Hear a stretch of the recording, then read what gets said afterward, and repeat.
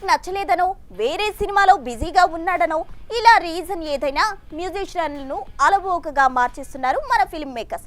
మొన్నటికి మొన్న పుష్ప 2కి ఇలాగే జరగక ఇప్పుడు విశ్వంబర విషయంలో ఇలాగే జరగడం ఇక్కడ గమనార్హం. పుష్ప 2 ఈ చిత్రానికి దేవిశ్రీ ప్రసాద్ సంగీతం అందించిన సంగతి తెలిసిందే. అయితే ఈ సినిమా బ్యాక్గ్రౌండ్ స్కోర్ కోసం ముగ్గురు సంగీత దర్శకులను తీసుకురావడం అప్పట్లో పెద్ద సెన్సేషన్ గా మారింది.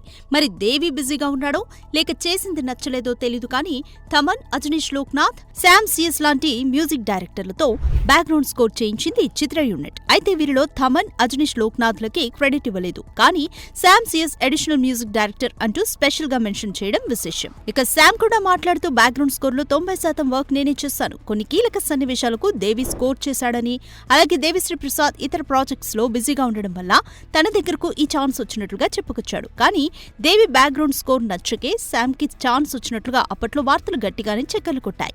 ఇక తాజాగా విశ్వంభర సినిమా విషయంలో కూడా ఇలాగే మ్యూజిక్ డైరెక్టర్ మారబోతున్నట్లు తెలుస్తోంది. వాస్తవానికి షూటింగ్ పరంగా బ్యాలెన్స్ ఉన్నది ఒక్క ఐటెం సాంగ్ మాత్రమే. అయితే కీరవాణి ఇచ్చిన ట్యూన్ మెగాస్టార్ కి ట్యూన్ కాకపోవడంతో ఇప్పుడు ఆ బాధ్యతను భీమ్స్ కి ఇచ్చారని తెలుస్తోంది. మెగా 157 కి అతనిచ్చిన పాటలకు బాగా ఇంప్రెస్ అయిన చిరంజీవి స్వయంగా రికమెండేషన్ చేశారన్న టాక్ వినిపిస్తోంది. అయితే కీరవాణి హరిహరాతో బిజీగా ఉండడం వల్లే భీమ్స్ కి ఈ ఛాన్స్ వచ్చిందంటూ కవరప్ చేసుకొస్తోంది మూవీ టీమ్. చూడాలి మరి కీరవాణిని కాదని ఛాన్స్ చేజిక్కించుకున్న భీమ్స్ ఈ ఐటెం సాంగ్ ని ఎలా అదరగొడతాడు. For more videos like this, subscribe Big TV channel.